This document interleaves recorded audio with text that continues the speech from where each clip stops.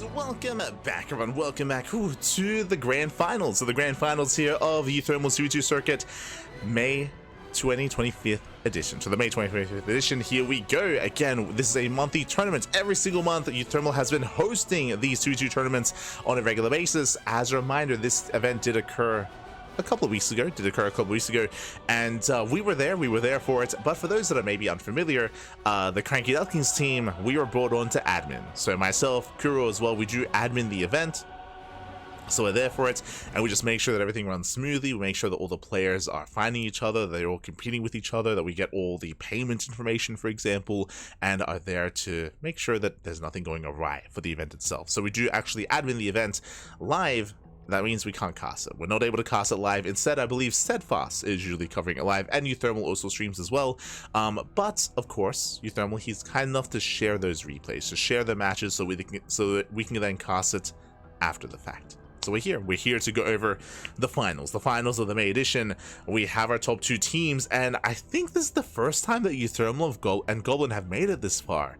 Like, uThermal and Goblin, they're really good as a duo. They're very entertaining as well. Like, they're amazing, they're beautiful, they're fan favorites, of course, but often we see teams like Spirit and MaxPax, like a Laser and Skillus, like Cyril and Zhuge or even Trigger and Clem making it through instead. So I think this might be the first time they're in the finals, which is really hype. It's really cool to see them making it this far. I mentioned earlier that we had a lot of replacements, a lot of other kind of fresh duos kind of this month instead, which might be a reason for that, but at the same time, they've been playing very, very well for themselves. And we'll see how they compare to the best 2v2 team in the world. I mentioned it before, but you get Spirit and MaxPax, they have gone undefeated. Every tournament that they sign up for, they win. And they sign up for everything, by the way. Like Spirit and MaxPax, they are very, very active in the 2v2 scene, and they are very dominant as well. Typically, I would say the second best team in the world in 2v2 are Clem and Trigger. Like Clem and Trigger, they're often second to Spirit and MaxPax. But this month, there is no Clem, there is no Trigger. Instead, we have uThermal and Goblin. We have uThermal and Goblin rising up to the challenge. And we'll see how they compare. Let's go, as we are jumping into Game 1. Game 1 is going to be on Undercurrent. Let us go.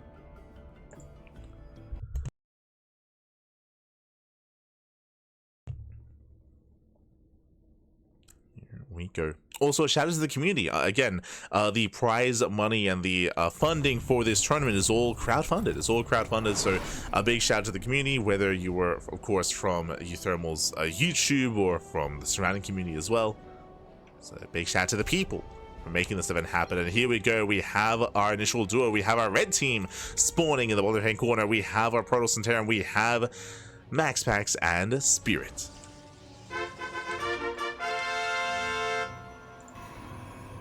And spawning in the top right hand corner, we have their opponents. We have a bit of a fresher face here to the finals. We don't often see them here, but they've already fought well for this. They fought hard, and we'll see how they compare. We have our Terran and Protoss. We have uThermal and Goblin.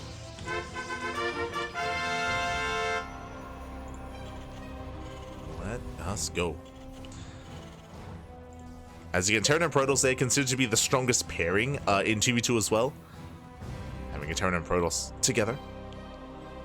When it comes to longer later games, Mech and Skytoss can excel, and in general, like they just complement each other quite well when it comes to scans, when it comes to harass, when it comes to how active you can be on the map. Meanwhile, we do open up more aggressively here. We have uThermal opening up 2-Rex. So 2-Rex Reaver here out of uThermal. Meanwhile, Goblin does hide a pylon here for, I would imagine, a proxy Stargate. Okay. So much more aggressive start. They do fully wall off. They fully wall off here on top of the ramp. Gate into Cybercore here out of Goblin. Going forward looks to be a standard opener. Alas, MaxPax, he does of course ping. He does point it out. We see MaxPax. Gate expand. Gate expand. A greedy build here by MaxPax. Meanwhile, a more standard build here from Goblin. With that means that he will have faster attack. Of course, without the probe scout, they don't know if there's a pylon missing. We know that there is, but MaxPax and Spirit do not. So with this, we're expecting a Stargate once the Cybercore is done. Meanwhile, they also don't get eyes on what uThermal's up to either. So a very cheeky setup here from uThermal and Goblin. Spirit and MaxPax are in the dark. We do see, a Rax into Factory. This is going to be a gas opener here. Single gas into a faster CC, typically. But we can see Spirit playing safe. Spirit does play safe, going for the faster factory instead.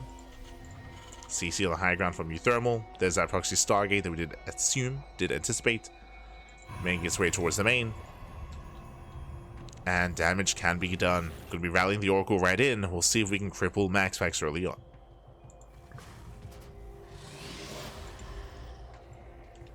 We'll see if Goblin can cripple.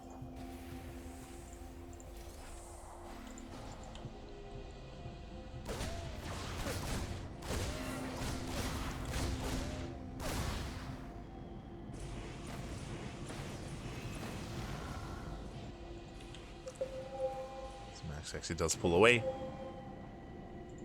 Oracle's halfway done. Stargate just now finishing here for MaxPax. And here come the Reapers. At least with the Adept Scout, they are aware of the 2x Reaper here from uThermal. First Reaper goes down, they get a full scout. Oh, but uThermal is going to be completely cleaned up here, losing every single Reaper. One of them barely does escape. 3 CC. Oh my god, Spirit being so greedy, rushing to the third base right after the factory, before the starport. Very greedy build here from Spirit. Meanwhile, the Oracle does dive in, and what can we get done? Okay, going straight for MaxPax. 1, 2, 3 probe kills, but the Cyclone is here. Cyclone has arrived. The Cyclone will shut down the Oracle. Yeah, it's a one-way trip. We're just going to throw it away. Oof. And that was 6 probes. It's okay damage, but again, ideally you do want to save that Oracle. Adept Tiada, the Adept they bust in. They shade into the main. Yeah, uThermal, he was unable to lift in time. The door was open, and probes are going down. And Goblin, he worked hard for his 6 probe kills. He worked hard for it, but alas, in the end, he will lose 5 probes himself. So with that, the damage that he achieved across the map, I mean, it was in a way nullified. MaxPax did even things up. Again, the door was open. Oh.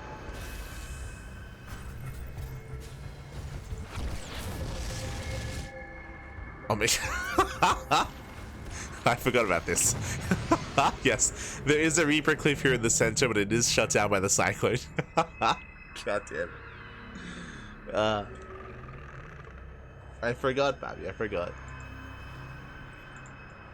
It's the Reaper. Last was hunted down. Behind this, we have, I believe, a 4-gate setup. Yeah, 4-gate blink as a follow-up here for Goblin, so very aggressive. Going into 4-gate blink Stalker. Cyclones, they pick away here at the Marines. Dark Shrine is on the way for MaxPax. Again, we've seen him excel with DTs before. Nice force field, locking down the Cyclones. He gets 1. Oh, but he doesn't get 2. Just the 1 Cyclone. Oracle is deflected. So far, 2 players are keeping up with each other. Just see MaxPax now claiming a 3rd. It's almost done. And remember, Spirit who went for the faster TC. So the problem here is that we do see Spirit and MaxPax being greedy, taking faster expansions and getting away with it.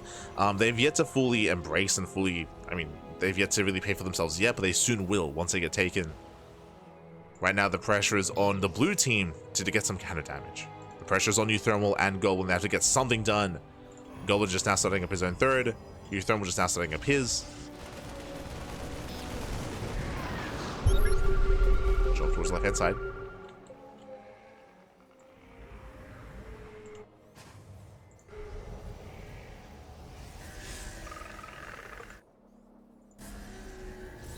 No. Shadows to the Primal Zerg.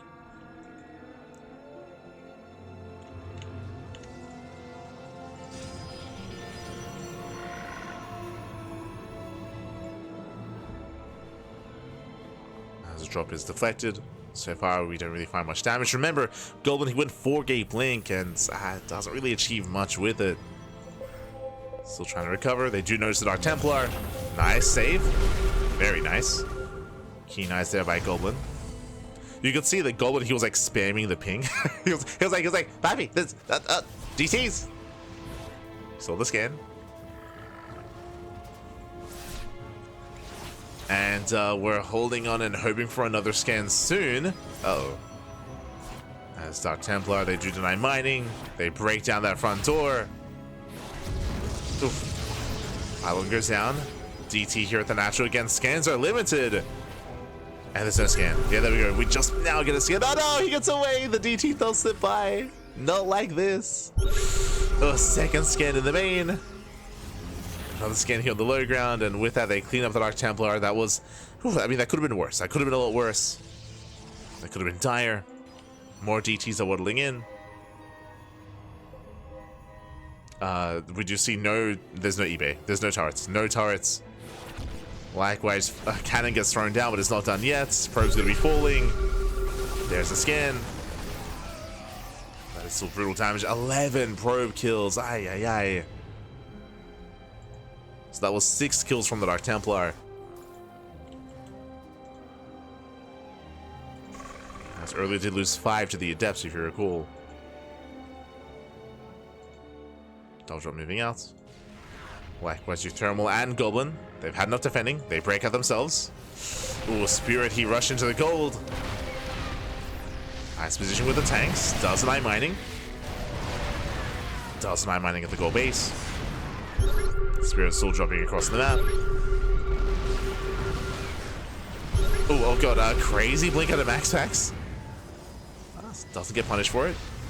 Dragging the army within range of the tank. At the same time, you see uThermal, he just avoids the tank, just goes straight towards the natural.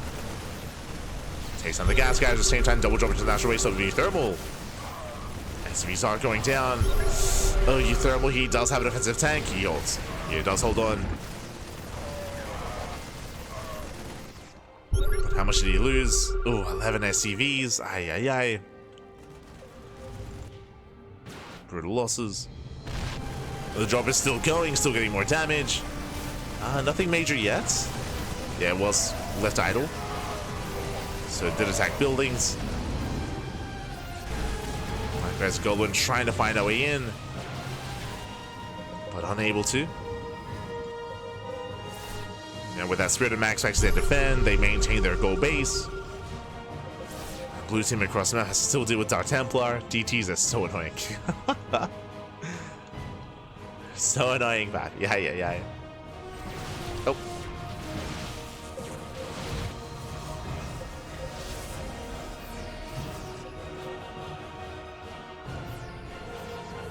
Once again, going for a split push. The drop gets spotted by the Zelnaga. Spirit, he responds. We do see the MaxPax, he responds with a single High Templar as well. Pulls back one. Forcing back Goblin. uThermal turns back around. Double drop here towards the natural uThermal once again. uThermal, he's distracted. The main army's pushing in. And they have the high ground. They have the gold. Yeah, they have control of the gold base. And they will just annihilate the mineral line. SCVs are going to go down. And you see MaxPax is holding onto the storms. He's not wasting them. He's got 4 storms to the main army. Bullying back Goblin. Oh, the friendly fire.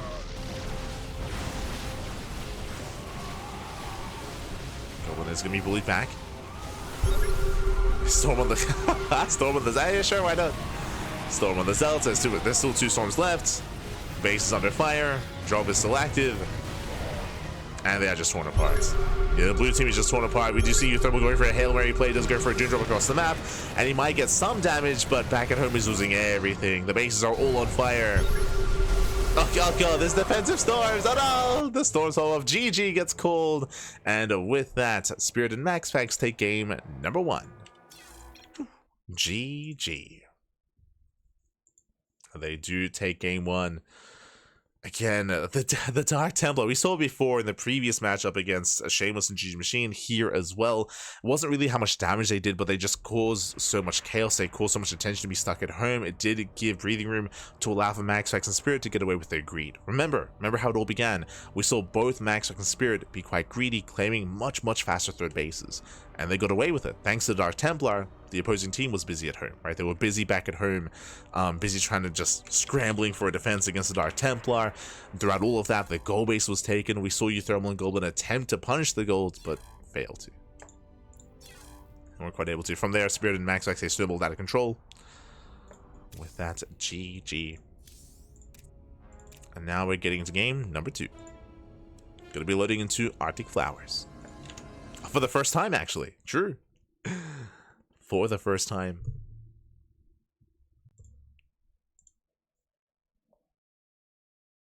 as we haven't really been able to experience too much variety when it comes to maps making it through the veto process, but this is a best of 5, so we do get extra maps here. And spawning in the top right hand corner of Arctic Flowers, we have, I think, the most vetoed map in the 2v2 map pool. We have our red team, we have the best 2v2 team in the world. We have our Terran and Protoss, we have Spirit and MaxPax.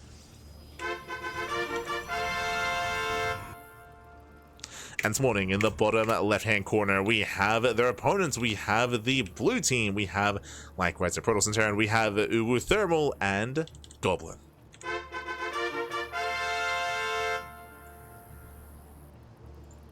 Oh, we're cheesing. Let's go. As we do open up in a cheeky manner, we do have a proxy racks here over on the right-hand side from uThermal. This is a fake proxy racks location mixed with a very real proxy gateway. Interesting combination. That's what I will say. Interesting combination here. So we do see Goblin going for the proxy gate in the center of the map. And again, of course, welcome to Arctic Flowers. We have a shared main. We have a shared natural. The natural is a little bit more exposed, a little bit more open, of course. Likewise, the third bases are also spread out. Oh, and the proxy gets scattered. It gets scattered. It gets scattered immediately. It's in the main scouting path. Huh. Okay, interesting. So it's just dead set in the middle of the map. So MaxPax and Spirit, they're fully aware. And again, they're kind of like faking aggression, I suppose, just because we hide the racks, but also on the same side of the map that uThermal is on. Assuming that we just expand behind this, or we macro behind this. We'll see. Back at home. We have our gate cyber expand. Gases have been spotted. That was the pings. That's what the pings were for. And it's gonna be proxy factory, like quote unquote. Like I think what's important here is that Goblin is like trying to sell the story that they're going all in, but they're not. Oh no. The Reaper is spotted. There's a ping from MaxPax. Reaper does shut down the probe, but that was very suspicious. We can turn this into one-way all in. You can see Max actually just pinging all over the right-hand side. He's like, he's there, I know it. He's somewhere. It's true. CC on the high ground from Spirit. Safe CC location. Reaper moves in. And uThermal's just expanding. Yeah, he's just expanding. So again, this is like a fake proxy. So fake proxy out of uThermal. They're trying to force an overreaction from their opponents. Again, same with the gateway as well. Like there's no intention to commit into an all-in or anything like that. They're just trying to sell a story.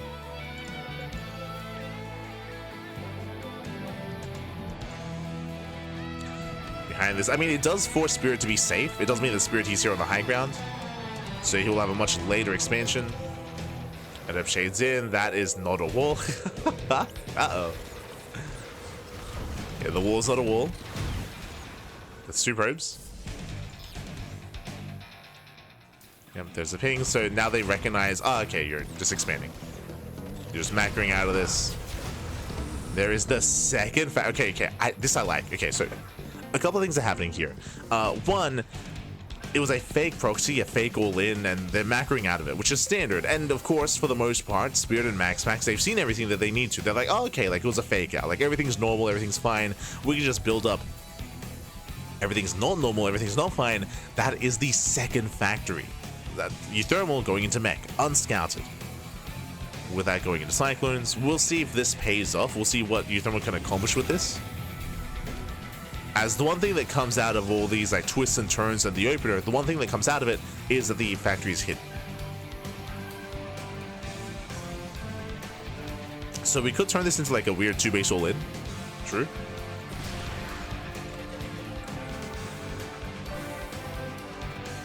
We could try to turn this into an all-in. As we have Mass Cyclone on the way. Of course, Macville Accelerators is researching. Ooh, there is a low ground gold, and MaxPax is rushing into it. Okay. Very greedy. Does rush into the gold. At the same time, Golden Hill's going into Mass Stargate play. I say Mass Stargate. Going for a 1, going into a second Stargate. Okay, so Mass Phoenix.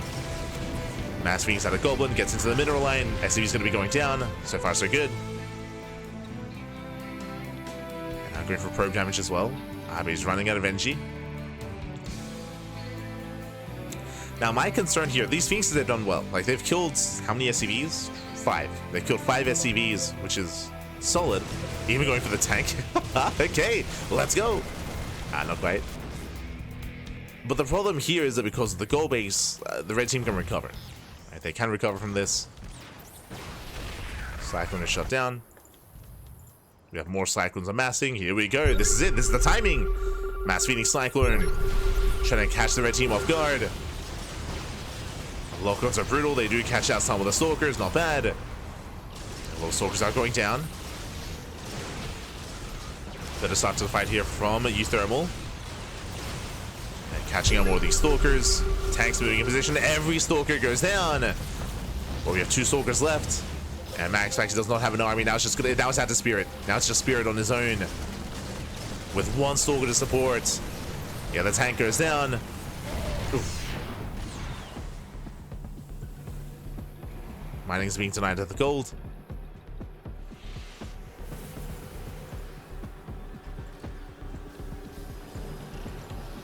As they rotate. Rotate over trying to catch some reinforcements. Not quite able to. The gold is being secured. Securing the gold. As the army's moving in.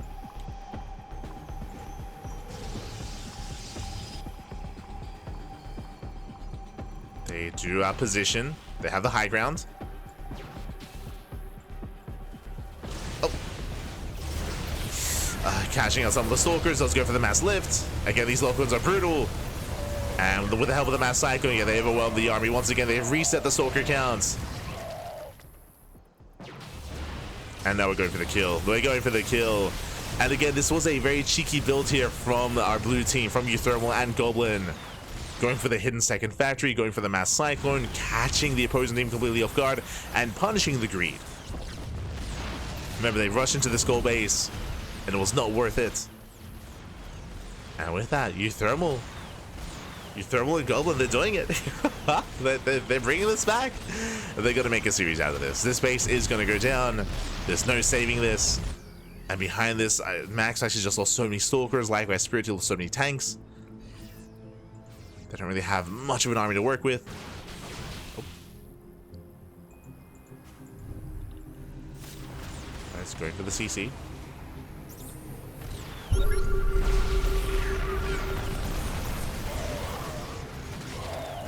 The Lock-ons are popping off.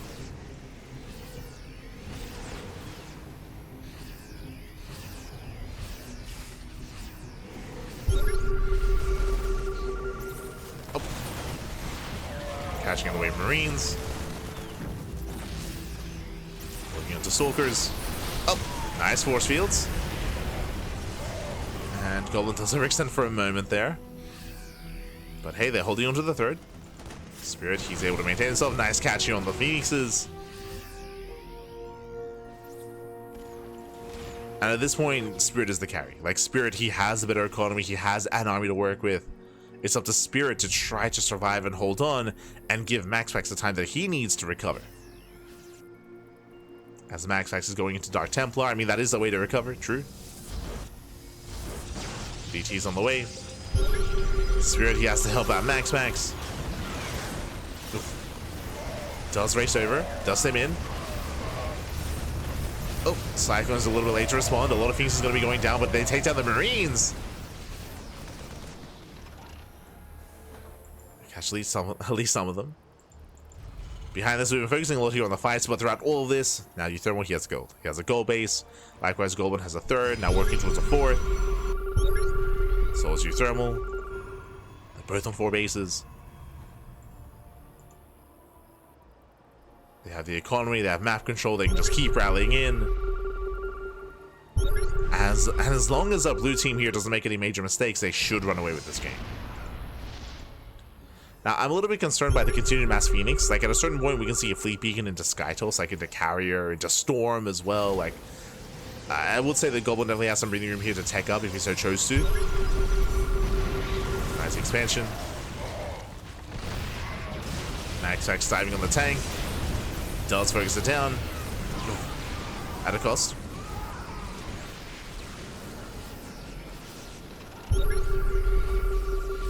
Speaking of, there's that flea beacon. There we go. Now working towards Sky Toss.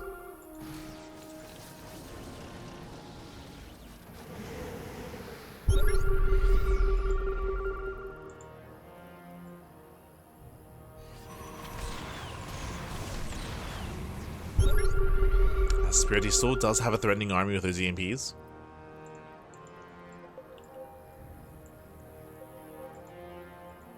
And we're moving in. Yeah, they're just gonna catch out MaxPax. Again, MaxPax, he is the kind of the weaker player that's set up here. Does have less to work with.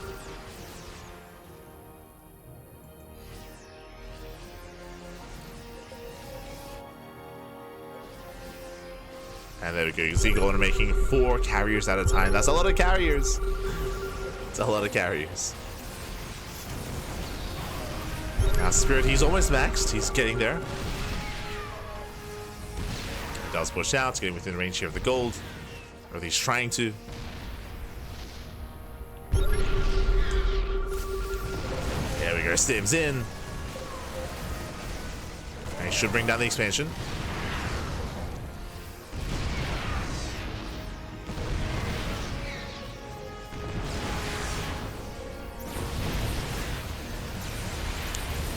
Tries to stem in. I mean, thankfully there's still no splash damage, I will say that. Like there's no tank line, there's no storm, there's no colossus. But who needs that when you have mass cyclone? That's true. That's all you need. The cyclones.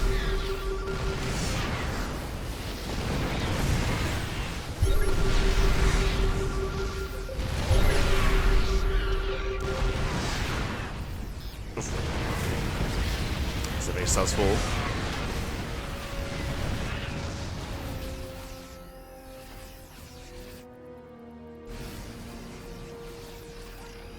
Carriage are revealed, and again, there's no answer to this. Like both uThermal and Goblin, they're about to max out. They're about to max out, and again, Spirit is the only player here that can compare against them.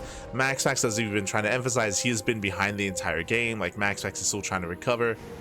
Like he is currently the weak link, and he doesn't really have much to work with. He's stuck on a gateway composition of a couple of stalkers, a couple of zarts. He's getting caught out. Part of me feels like it's a little bit of a mistake here to pick on MaxPax's army just because like it's not really much of a threat. Like this is. But now it's a 1v2. Now it's a 1v2. We go for the mass lift. We catch out the tanks, and Spirit, he will be overwhelmed. And here we go. We're here to make a series out of this. Let's go. It's not going to be one-sided in either direction. We're going to tie this up. uThermal and a Goblin, they break out. They clean up the army.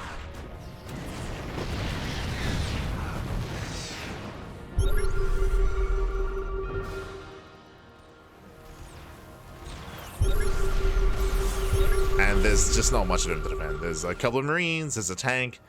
There are some there's a decent amount of zealots here, so we could see MaxPax try to engage into the tank line. But oh god, that's but I'll be honest, Goblin can 1v2. Goblin at this point, he can 1v2 with his mass carrier. 100%. He can do it on his own, Pat, on his own.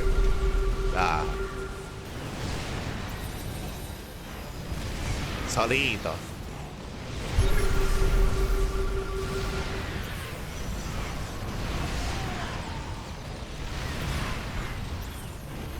Last moving it together, and again, this is kind of like the final form of Terran and Protoss 2v2. That is Mech and Skytoss. Like Mech and Skytoss, like this is the ideal.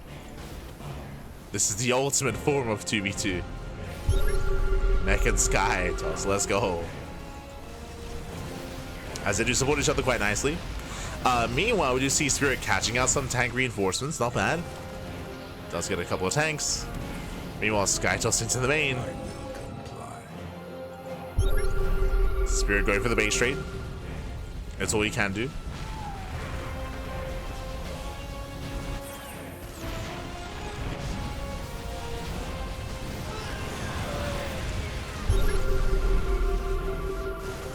Spirit he does take down an expansion.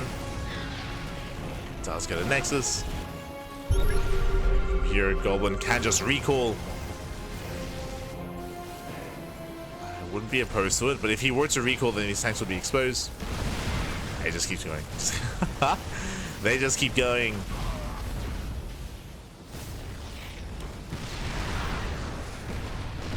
Goblin just trying to bait the army within tank range. Spirit, hey, he killed 2 bases. Oh god, but we have a second army. And there's the recall. Actually recalled his own phoenixes. That was not intentional. Uh-oh.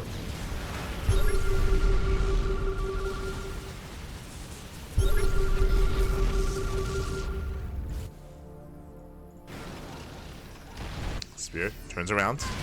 They're racing back home. Hoping to surround this army.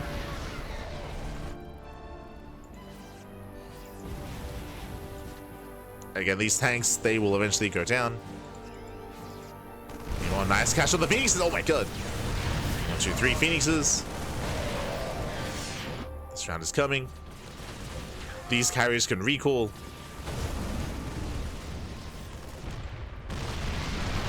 And again, here comes this round. Collapsing in.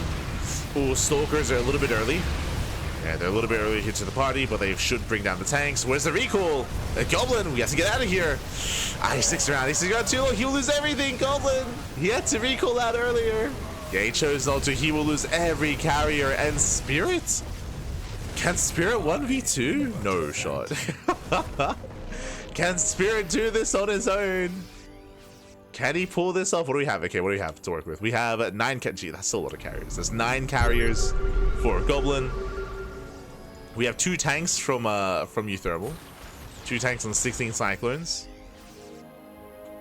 Here comes Spirit, he moves out. And again, he has no longevity, right? Like, Spirit, he lost the main. He lost the main, lost the production. Like, he doesn't really have much left over. It's all or nothing for Spirit. But he's overstimmed. Like, he took an impressive fight.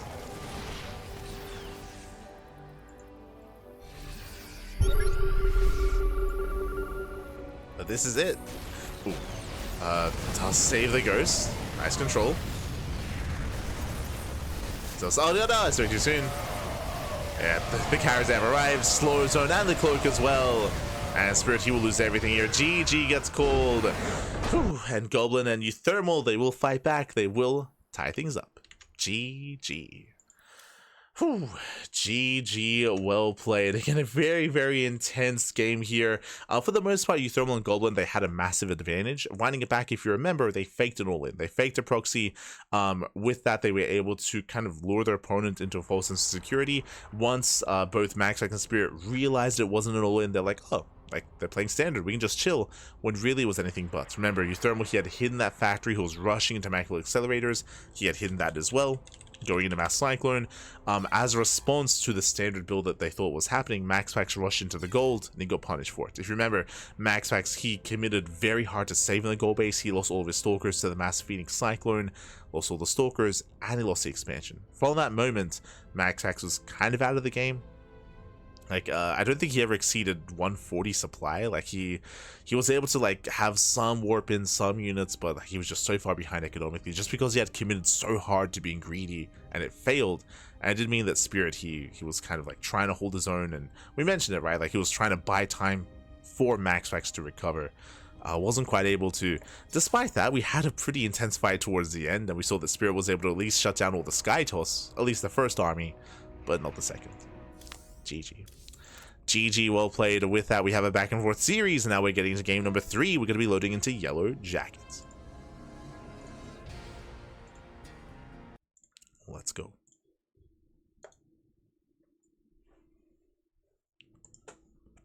Here we go.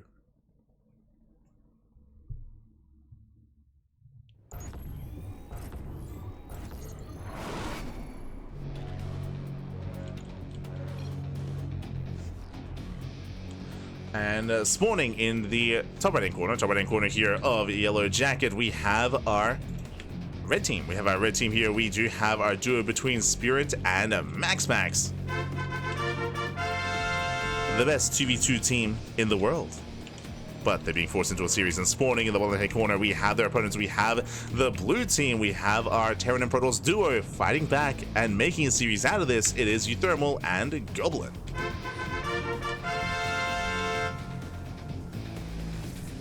Here we go.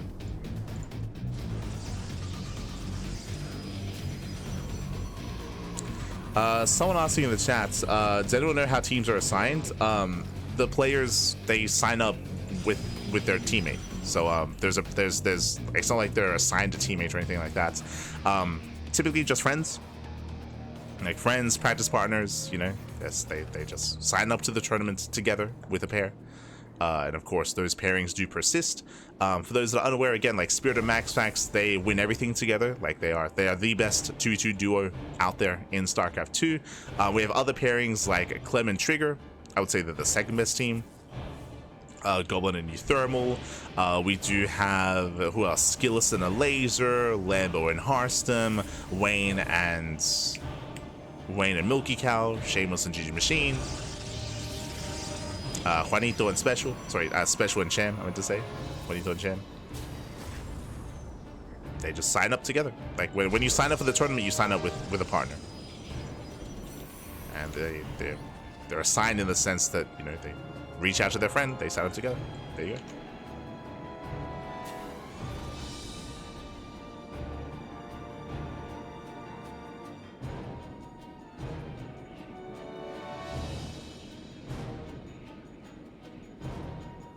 I feel like uThermal's constantly playing under a different name. Kind of.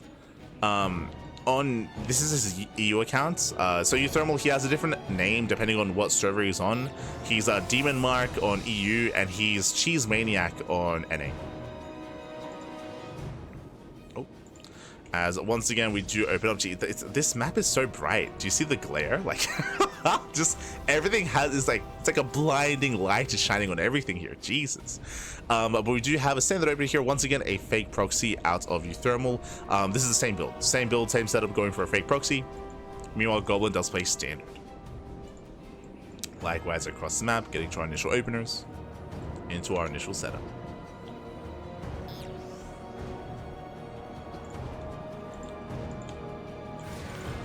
Who else are other pairings that we have? Ryung and Gumiho, true. Bjorn and Percival, I suppose.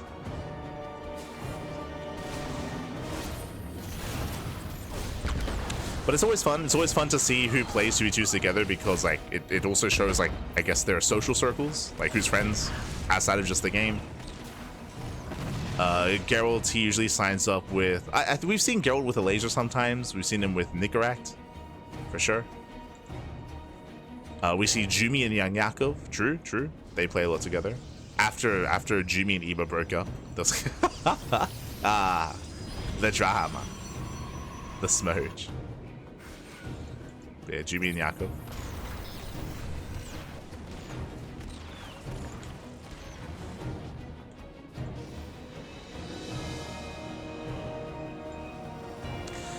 But other than that, we're going to be settling in. And once again, it's the same build. So we're rushing into Cyclones, rushing into Macula Accelerators. Once again, uThermal is going into Mass Cyclone. Again, double Factory Mass Cyclone. And once again, Goblin going into double Stargate Mass Phoenix. Now, as amazing as this was in game number 2, last game, I don't like the idea of doing the same build 2 games in a row, just because now there's a higher chance that their opponent's going to be ready for it. And already, unlike the previous game, we do see that MaxPax doesn't rush into a fast third. This time he's playing more reserved, he's playing safer, he's not going to be as exposed, and he himself is also going double Stargate Mass Phoenix. So both Protoss players have mirrored builds. Meanwhile, the big deviation is Spirit. Spirit, he's going into Bio, not into Mech. So Biotank out of Spirit, Mass Phoenix out of both Protoss players, and Mech out of uThermal. As now we're going for a bit of a later third. Phoenix, as they confirm. Ooh, and Goblin. Did ever extended. Did ever extend. He's being chased down. He has to get the hell out of here. Losing Phoenix this early on is brutal. And you can see that MaxPax is there to cut him off. He can try to recall, I suppose, but oh god! Yeah, he's gonna lose. He's gonna lose his Phoenixes. 1, 2, 3 Phoenixes go down. Brutal pickups here. Goblin. Aye. Losing 3 Phoenixes. And now he'll be perpetually behind in the Phoenix count in the Phoenix Wars. So again, that phase check, that scout was not worth it for Goblin.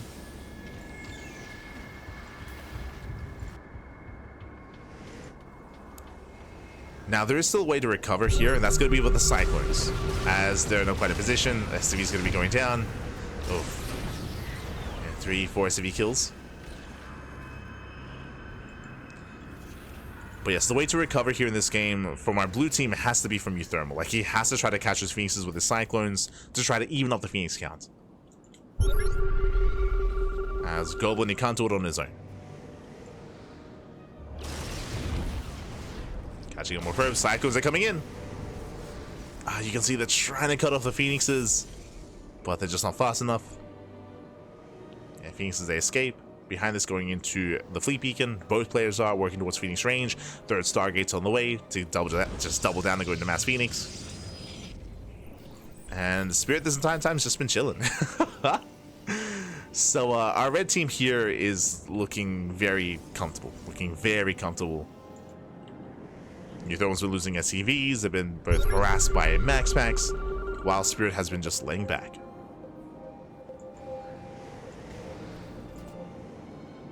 It's third up and running. Tanks, they're on the high ground. We have more factories on the way here for uThermal. More starports for Goblin. So I'm going to say for MaxPax. Moves in. Tanks are on siege. Okay, not bad. That's Rudy's on his own. He's on his own. Tank goes down. Another tank as well. MaxPax out of position. And a very nice catch here from uThermal and Goblin. Very nice. And catching Spirit with his pants down. Catching MaxPax as well. Tries to stay in, but Spirit, he lost everything. He lost everything in that fight, just as he was on siege. Good moves here by uThermal and by Goblin. Boys are being pulled. SCV's going to be going down, catching out some of those Phoenixes. Looking at the Unistab here. MaxPax still have 3 Phoenixes. But the Cyclones, they're helping. They're supporting. Supporting well. They don't quite break the expansion, but that was a better trade here for Team Blue. Or the blue team. Oh. No, the one thing that I wish that they did in this league is I wish they had team names. Oh god, Goblin, no! That's Goblin does overextend. Okay, you cannot take that head-on fight. But it would have been nice if they had. I know that some players aren't very creative, and I know they would have had like some awkward or more dull names out there for sure. Less creative names, but it would have been nice. Would have been nice.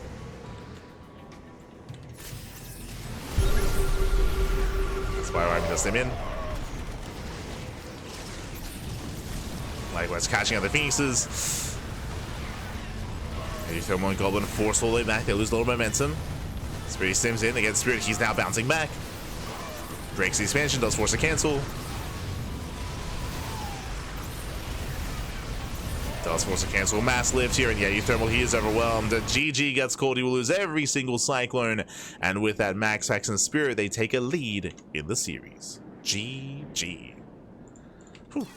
GG, well played. And again, I'm not too fond of the idea of going for the same strategy 2 games in a row. Like, it was a really well thought out strategy in game 2, but to rely on it again, I mean, we saw how MaxPax adjusted. MaxPax, instead, he did go for a safer start. He didn't rush into a third base. He went double Stargate immediately into Mass Phoenix, and it was just a really rough start as well for Goblin, where unfortunately he did decide to face check, right? He face checked with 3 Phoenixes, and he lost 3 Phoenixes at the start of the game. And because of that, he was just perpetually behind. In comparison to his Protoss counterpart in MaxPax. Again, as we were trying to emphasize, it was going to be on uThermal to try to make up for that. And they were able to get some better fights initially against Spirit, where they were able to catch him out.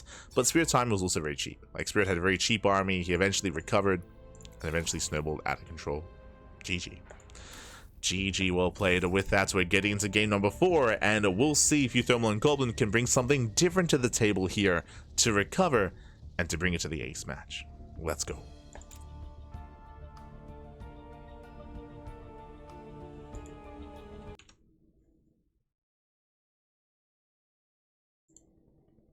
we go. Let's call them penises. Oh, no. Oh, no. The Phenai? Oh, no. That's spawning in the bottom right corner of Reclamation. We have our red team. We have our red duo here, our Protoss and Terran, leading the series 2-1. Again, dubbed the best 2v2 team in the world. It is MaxPax and Spirit. And spawning in the top left-hand corner, we have their opponent. We have the opposing duo here, the organizer of this tournament. We have the Terran, we have the Protoss, we have uThermal and Goblin. Let's go. As this time, Goblin is setting up for a very real proxy pylon. Okay, so do wall up back at home. We have the racks, we have the gateway. Probe is sent out, and this would be a prime position for a proxy Stargate. Assuming that we did throw down a pylon. Yeah, there it is. Pylon has been placed. And I would imagine we want to go for the Stargate and the Oracle into the main. Likewise, the rush distance by ground is pretty short as well, so we could go for something more committed, I suppose. Ooh, 2x Reaper. 2x Reaper out of uThermal aggression. We're just ramping up the aggression. We're doubling down. The probe does slip past. Does confirm the opener, at least. That is going to be a gate into Cybercore. Proxy gateway across the map. Uh-oh. So far, everything looks normal. Max actually goes further into the main. You can see uThermal trying to deny the scouts. Does confirm no gas. And this could just be a Rax expand. This could just be an economic opener. He does miss the second Rax. So incomplete information here from MaxPax. Does ping, does point out that there should be a CC, and there isn't. Suspicious. So they're aware that something's wrong. Something is wrong. Something is amiss. He's looking for the proxy. Back at home, standard opener. Faster Nexus. We just see double gas out of Spirit. Spirit playing safe. Spirit is playing safe.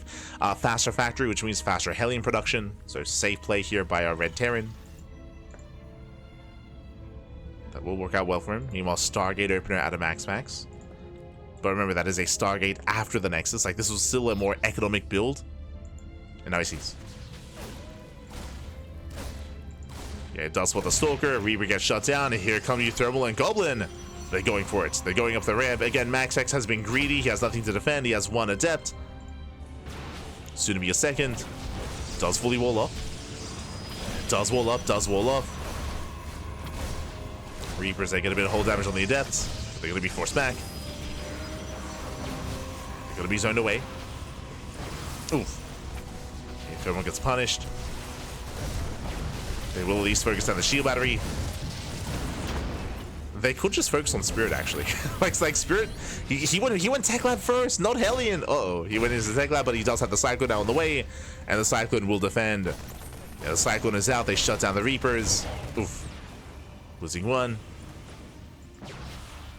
And so far, the red team, they're holding well. Now, we spoke about this previously in the earlier series, how specifically on Reclamation, we're not sharing mains, right? The two players, they're separated. They're isolated from each other. So the aggressing players, they can kind of pick and choose if they want to focus on Spirit or focus on MaxPax. As the bunker is still not yet done. And again, this is something unique to Reclamation, is the isolated bases. Void Race on the way. The Natural is going to be targeted down behind this. Both players are expanding. uThermal and Goblin, they're trying to transition out of this.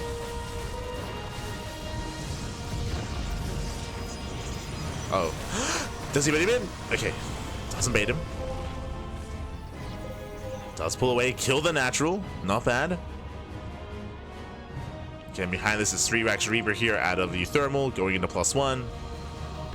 Wolf tries to dive into the main, gets punished. Tank is ready.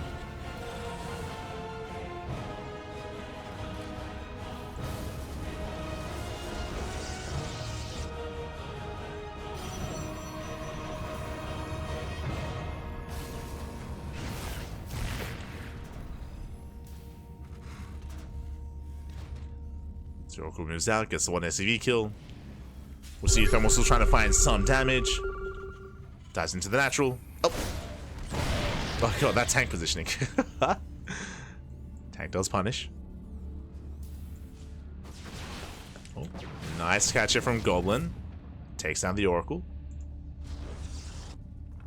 Oracle goes down.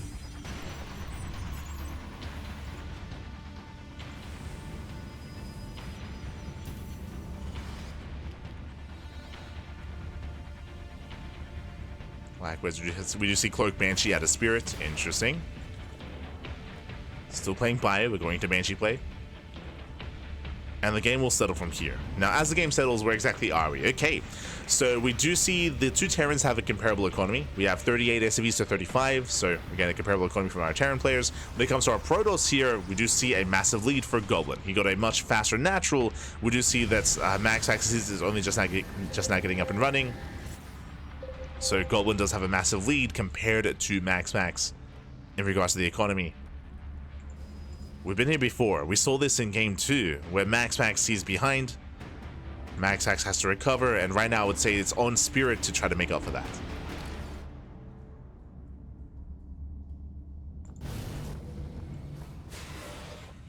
One behind, Dark Shrine. Let's go.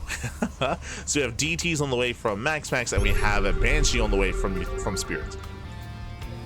I think I said on uThermal. It's on Spirit to recover. Reapers, they do threaten a dive. Spirit, he responds. Does respond to the Reapers.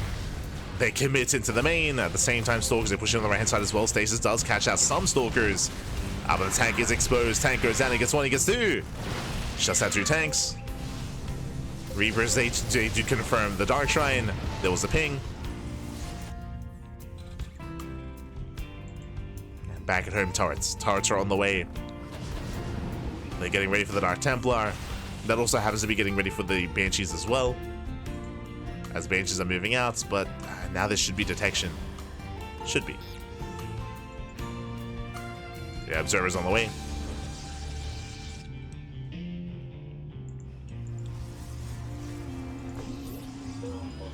Observer's out.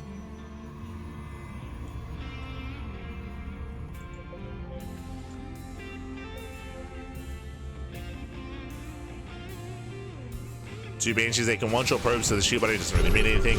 Yeah, the shield battery does nothing. We can one-shot. 8 probe kills, 9 probes getting into 10, not bad. 10 workers going down, but the Banshees are going to be hunted down. Ooh, 1 Banshee falls.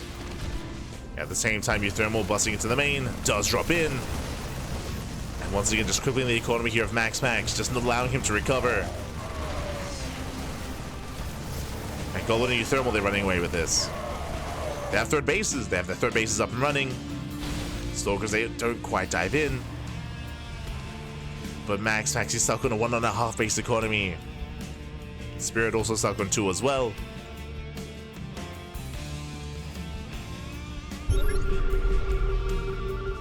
And things are looking up for the blue team. Looking good. Looking solid.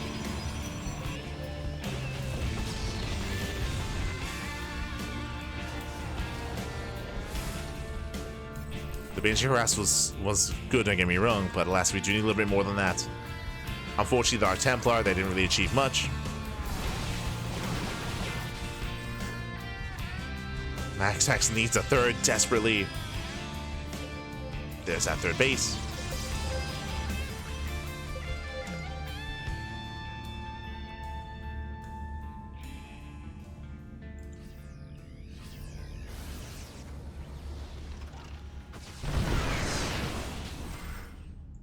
Catching out the Stalkers.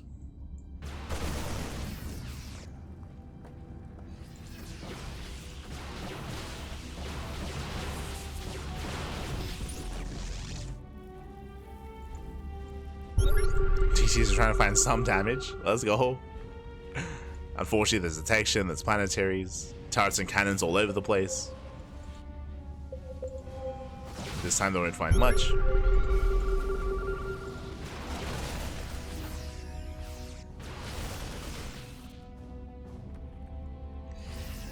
Spirit trying to be active.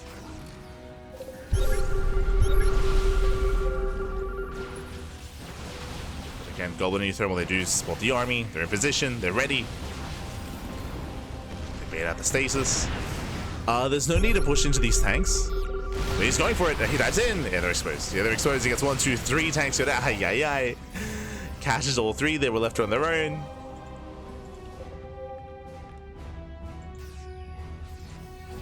It's falling apart here for Spirit. It's falling apart. And he's on his own, but what can he do? Nice target firing on the Viking at least, but oh god, he will lose everything. The Bio Army crumbles. Likewise, Goblin, he maintains control of the center of the map. Like MaxPax is still trying to recover.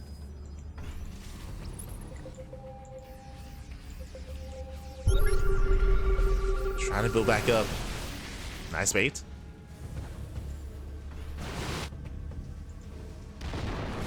And while Goblin distracts here in the center, drop into the main. Just massive drop into the main base. Commits in. Ooh, takes down the mineral line. They're just ensuring that MaxPax doesn't recover in this game. Get him out of here. Depowers everything in the main base as well. There's no production, no upgrades, no tech. He has to control the ramp as well. Now +1 barely denied. Oh no, it was seconds away from finishing. Feels +1, man. It goes down.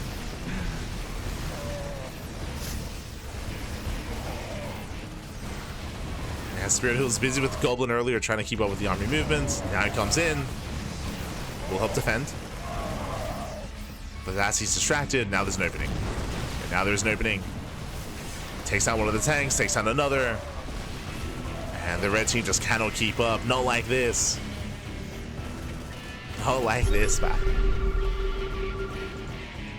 And we're just waiting for the main move out. We're waiting for the main push. We're getting ready for it. Here comes the mass on siege. Here comes the army. Like this entire time it was just harassment. But now the main armies are coming. The charge lost the tanks. And we're gonna force the ace match. Against Spirit and against Spirit and MaxPax of all players. They're crazy, baby. Oh my god. uThermal sims in, gets into the mineral line. And Ghost are trying to hold their own. Colossus finally does arrive. But it does feel too little too late. The tanks are a little bit far behind, I will say that. They're quite far back. But it may not matter. It matters a little bit. Bring the tanks forward back.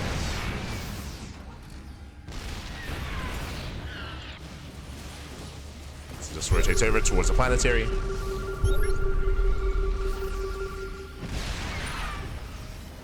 There's the Unsiege. Now uThermal's moving in. Oh.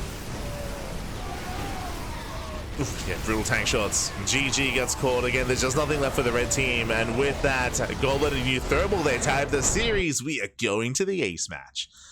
Whew, GG. Oh my god. GG, well played. We're going all the way to game 5. Very impressive. Winding it back when it came to what happened in this game. Again, they had a very aggressive start, if you recall. It was 2 eventually 3-axe Reaper out of uThermal, and we had a proxy 2-gate setup. One at home, one across the map from Goblin. They were able to get into the bases, able to specifically focus and target MaxPax. And MaxPax, who had gone for a more greedy build, remember, he went for a Nexus before Tech, before Stargate. He was punished for it. He lost his mineral line, he lost the base, more importantly, and he forced Spirits and MaxPax to be contained on one base. Eventually they broke out. By the time they were getting their naturals up and running, uThermal and Goblin had their third bases. Like they were already ahead, like they had already taken a massive economic lead. The early game aggression was well worth it, and MaxPax and Spirit never quite recovered. Never did quite recover. Spirit, he was faster to recover just because even though he was contained, he did have a natural just in the main. Like, and he just waited until he can float down. Unfortunately, MaxPax didn't have that luxury. Like MaxPax, he lost his base, so he had to rebuild from scratch. And with that, GG, well played. With that, we're going to the ace match. Let's go. And again, we spoke about how specifically aggression is more favored on reclamation because the main bases are separated, right? They're separated from each other. They cannot help each other to defend. It's a bit of a more awkward defense there, and they were able to focus on MaxPax. And with that, so the ace match is going to be on Roscallion. Let's go. One of the older maps in the 2v2 map pool. Much older map. Let's go.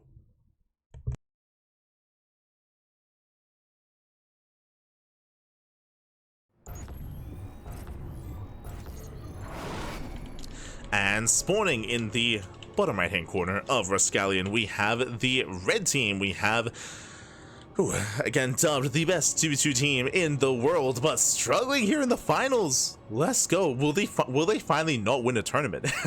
That's the question. We have MaxPax and Spirit. And spawning in the top left hand corner, we have their opponents. We have the Terran and Protoss duo themselves. They have not won one of these in the past, by the way. They have not won a single one of these uThermal 2v2 circuit monthlies, but they are so close to claiming their first win. In the top left, we have uThermal and Goblin. And regardless of whether or not they win or lose, this is the best performance they've ever had. They've never made it this far. I think the best performance they had was maybe semis, maybe, if that. I think maybe quarterfinals, but I think they might have gone to the semis once before. But here they are for the first time in the finals. Not just that, but they've forced both MaxPax and Spirit to the ace match as well. Very impressive here. As we open up 2 racks. Okay, 2 racks Reaper. Did I say 2 racks? Okay, 2 racks Reaper here out of uThermal. Meanwhile, we have 1 gateway back at home and what looks to be a proxy gate across the map. Once again, aggression. Let's go. So 2 racks out of uThermal, 2 gates out of Goblin. And they're searching. Yeah, they do spot the aggression. They do spot there's something is wrong, something is amiss. They're mass pinging. They're looking for the proxy. Or they're hoping to.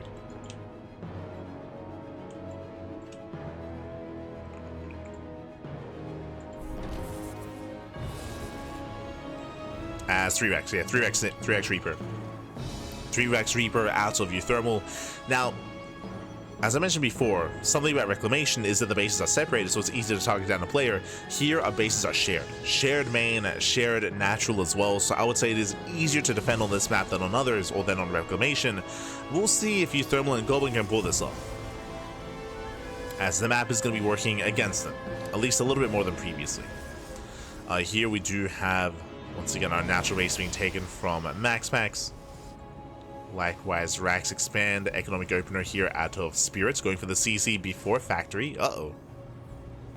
So economic openers from both Spirit and MaxPax. This is ideal for uThermal and Goblin. There we go, they scout, they confirm. They confirm, they spot the proxy.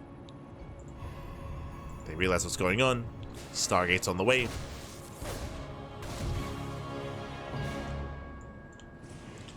They have realized. And this time there's a bunker. This time bunker on the low ground. But can they save the natural? Again, that's the target. That's all they want, is MaxPax's natural base.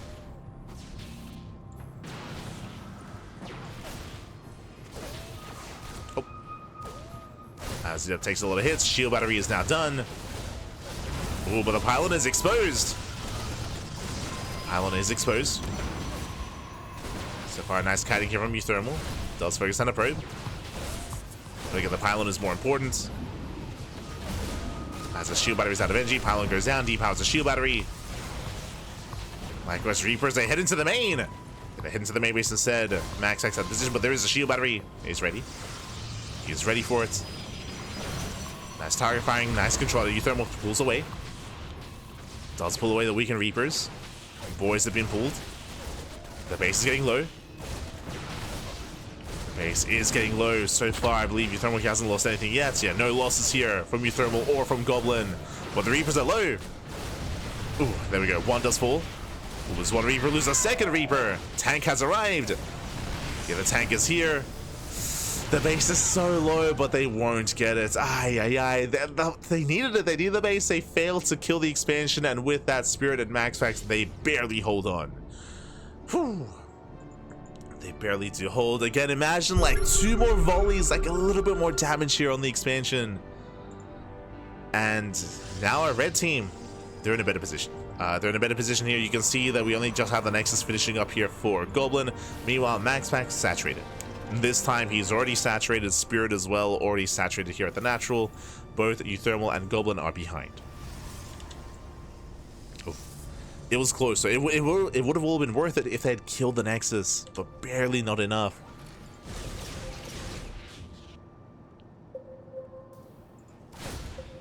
Reapers into the main. Oh, not bad. Okay. Killing some SCVs.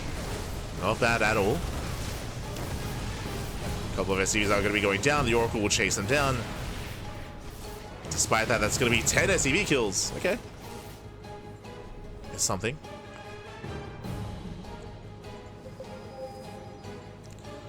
Does get 10 SCVs. Phoenixes towards the natural. Getting a couple of probe kills. Again, every little bit helps. As currently, we do see uThermal now takes a worker lead. Meanwhile, the probe lead is still in favor of MaxPax. Only slightly.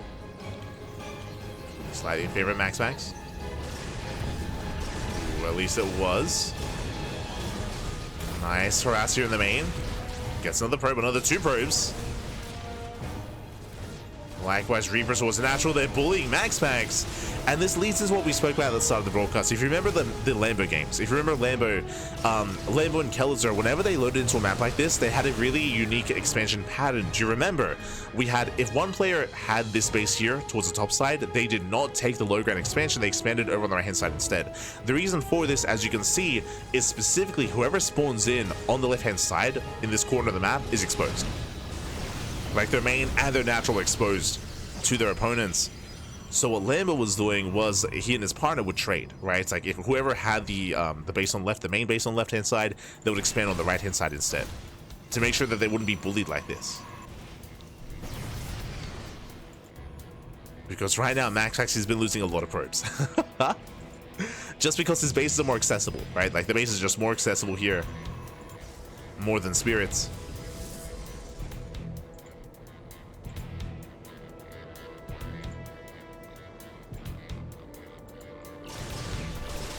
Meanwhile, the Oracle gets caught.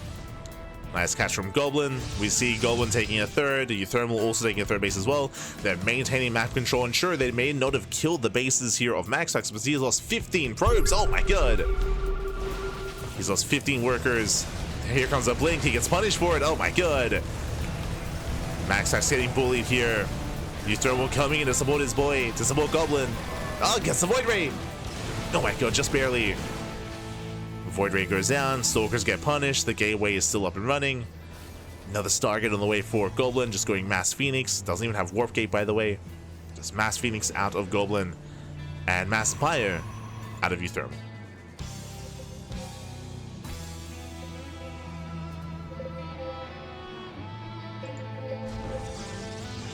As finally there's expansion.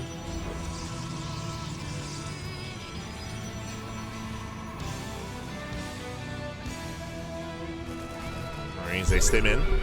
Ooh, with that tank mark, uThermal, he has to respect this. They'll stim for a moment. And the tank line is brutal. Phoenixes, they rotate over. There are swords in position. We're dropping in! Yo, we're dropping in. Here comes a mass lift. Ooh, does focus down the first medevac. One medevac does go down. Yeah, uThermal a little bit too cavalier there with that medevac. Does bleed out a lot of Marines. But they take down the Stalkers. From here, uThermal, he pulls away. Meanwhile, the Phoenixes, they can go straight for the mineral. They can go straight for the tank. Yeah, massive pick off. Tank goes down. Probes as well. And again, they're just pulling Spirit and MaxPax apart, catching out so many other tanks. They were left alone. Catching out all 3 tanks. Goblin with the flyby. Resets the tank count. Rotates back into the natural. Meanwhile, uThermal is in position with his own tank. And again, MaxPax, he can barely keep up. Like, MaxPax, he's got half the supply of everyone else. As you mentioned, like, both the main and the natural just being bullied here. Barely does get the final tank. Barely not. Nice target firing out of Spirit. Very nice. Ooh, at least for a time. Once again, targets down the Phoenix.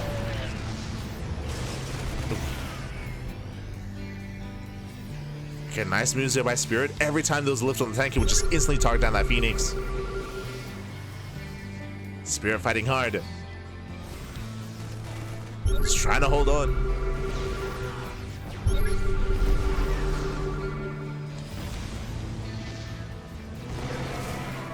Oof.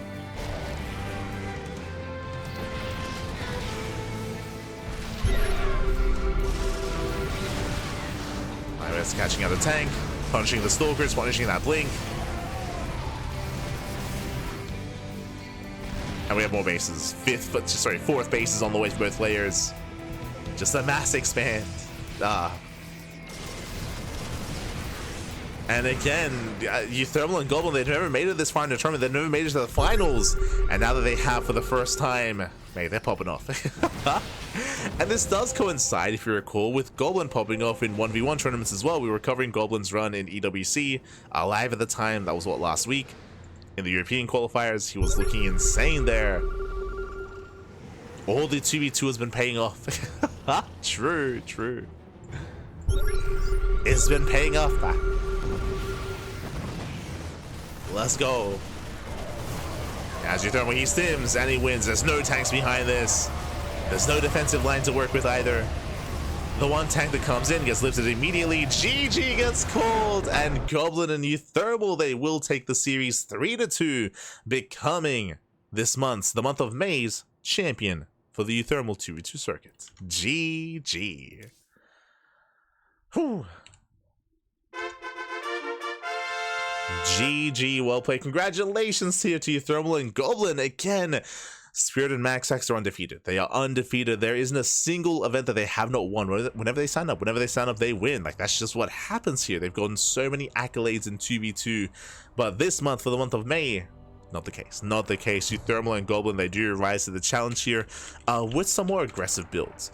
They did have a more aggressive builds, and early on, they were able to cripple MaxPax. Like, specifically, they were able to cripple him ahead of time.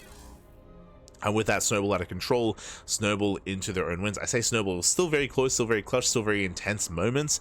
Spirit, he was fighting his heart out here in a lot of these games to try to recover, to try to give MaxPax some breathing room, but it was just so difficult to overcome that. So difficult to overcome the momentum from early on. And more often than not, MaxPax, he was being punished for his greed. Like, very often he was going for a faster next side, he was going for delayed gateways, delayed tech. Likewise, we did mention specifically on this map how we have seen players try to have a different approach when it came to expanding on this map specifically, just so they can try to alleviate that pressure and try to spread, kind of like share the load when it comes to how exposed those bases are. But MaxPax, he did take that to low ground expansion. You know, his natural and his main were exposed on this map. And GG, well played. uThermal and Goblin to take full advantage of that. Very well done, very well played. GG, well played. As we have our new champions, and this also does allow us to catch up on the rest of the circuits. Un momento. Does allow us to catch up. As the main event is around the corner. Now, for those that are curious, we have been hosting and running this event for 5 months. For 5 months, from January to May, and now we are getting ready for the finals, for those finals. And it's going to be a crazy format, by the way. You're not ready for this. You're not ready.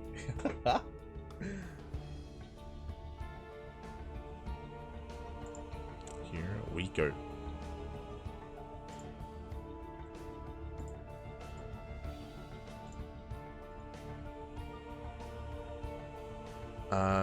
Bam. Okay, so from the top, these are our final standings and the final qualified players for the final circuit here, for the main event. Again, we've had all these monthly tournaments, and throughout all these events, players have been accumulating points, and now we have our top 16 players in the world for 2v2. So from the top, from Protoss, we have Goblin, MaxPax, Shameless, Showtime, Skillless, and Trigger. From the side of Terran, we have Clem, Milky Cow, and Spirit. From the side of Zerg, we have Laser, GG Machine, Lambo, Cyril, Wayne, and Zhuge Liang. And from the side of Random, we have uThermal. Now, I feel like this is a little bit misleading. uThermal currently is categorized as random as a pro player. That is not true. He's been playing Terran. Like, fun fact, you could argue maybe this is why they were struggling so much in the first half of the year in 2v2, but in recent times, uThermal, he stopped playing random. He stopped and he started focusing on his main race, and they've been having a lot of success. So it's like, oh, what do you know? Play Terran or play your main race, and they achieve a little bit more. So here, this is a little bit misleading. Like, he hasn't really been competing as random in quite some time, so he's alongside the Terrans here, for sure. But with that, we do have our top 16 players, and the groups have yet to be determined. But the way this format is going to work, actually, can we read it up here? In each team, team with different allies and face off against different opponents. All matches are best of 3. Top 2 players advance to the playoff semifinals. 3rd to 6th advance on to the round of 6. Now, what this means here is that basically all the players have been pulled together, and they are not in their respective teams. Who do we usually see here? You know, MaxPax and Spirit, Clem and Trigger, Goblin and uThermal, Laser and Skilless, Shameless and GG Machine, you know, Lambo and Harsham's not quite here, so Lambo and I guess Showtime, Cyril and Zhuge Liang, Milky Cow and Wayne. Like, we have our pairings, we have our teams, we have our duos, but specifically for the playoffs, so the main event, for the group stage, they're going to be split up. They're going to be split up, and it's going to be round robin. And basically, the way that this works, which is crazy, is that you have a different teammate for every series. You will. So we're gonna cut these players in half. There's going to be 8 here in Group A and 8 in Group B, and it's going to be round robin. And every match, you know, match 1, you know, sorry, series 1, maybe Goblin is with Clem, and then after that, Goblin, he's going to play with Lambo, and then Goblin will play with GG Machine, and then Goblin will play with Wayne, and then Showtime will play with Trigger, and then like again, you mix and match. So it's going to be less about how cohesive you are with a particular other player. Instead, it's going to be more about how well can you adapt, and how well can you adapt and sync up with a fresh 2v2 teammate and work together on the fly. So it's like, it's gonna be crazy. It's gonna be a crazy format where you just have a different teammate.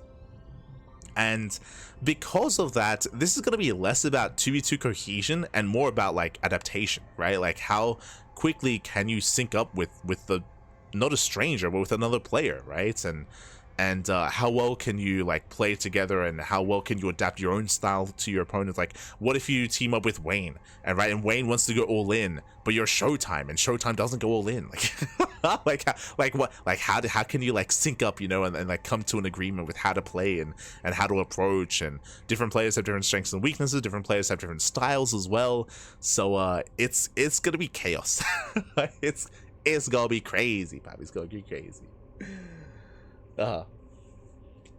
So yeah, it's definitely a different approach for sure, and I'm excited to see how it plays out. It's gonna be a lot of chaos, it's gonna be a lot of havoc, it's gonna be very entertaining. 100% entertainment factor through the roof on this one.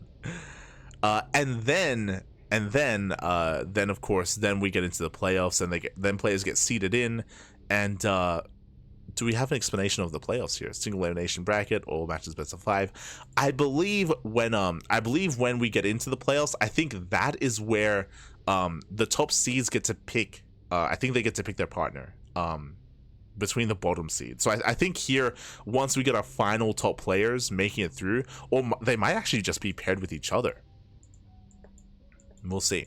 Like, it might be like number 1 from Group B and number 2 from Group A, they might form a duo, and then like number 1 from Group A and number 2 from Group B, they might form a duo because they're seeded right into the semis. Hard to say, but I think that's how it's gonna work. I don't think it's like 1 and 1 and 2 and 2. Like, that'd be crazy. I think it's like 1 and 2 and then 1 and 2. So even though like players, they form bonds, you know, they had these partnerships in all these monthly tournaments, coming into the main event, that doesn't matter. Or nowhere near as much.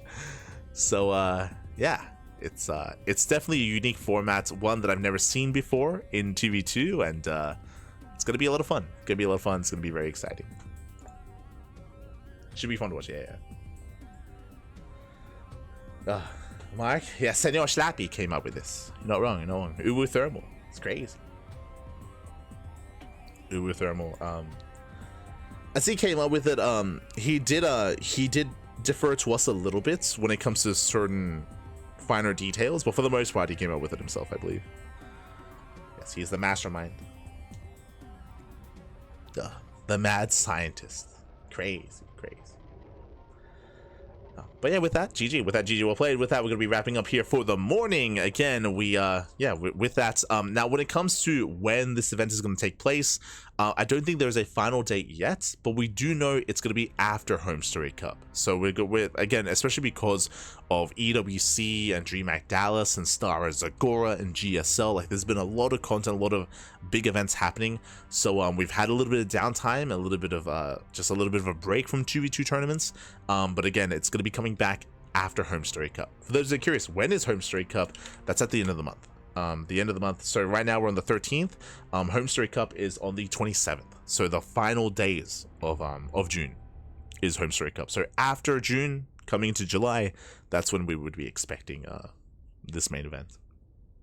So look forward to it. Do look forward to it. Otherwise, thanks for watching. Otherwise, thanks for the support. We are going to be wrapping up for the time being. When it comes to the rest of our schedule here, bam, you can see it before you. We just wrapped up with our morning broadcast of uThermal Series 2 Circuit. Later on tonight at 10 p.m. KST, that's going to be 11 p.m. AEST. That is going to be in around 9 hours. In 9 hours time, we're going to be live with the OSC King of the Hill.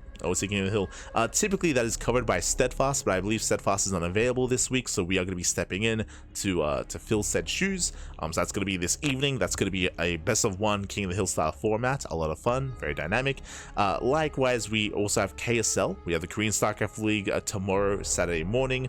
We have SDO on Saturday. We have a Cheesadelphia over the weekend. True, there's a big offline event happening in the Americas, and we're going to be all over that. And likewise, we have Tuna Cup as well, the Sparkling Tuna Cup, also on Sunday. So non-stop StarCraft here. It's going to be amazing, going to be beautiful. So again, if you see something that you like here on the channel, if you cannot watch it live, then do check us out over on YouTube. Again, we do stream both on Twitch and YouTube at the same time, and VODs are available on YouTube immediately. So YouTube is the place to be for VOD content. So if you want to watch Korean StarCraft League, or if you want to watch the LATAM League, for example, or Pegasaur Cup, or Kung Fu Cup, or hey, if you want to tune into like the January, March, or May editions, or April editions of the uThermal 2v2 tournaments, if you want to see more of this, and if you missed out, then it's all on YouTube. It's all there in VOD form, so you can check it out. Otherwise, we're going to be wrapping up here for the morning.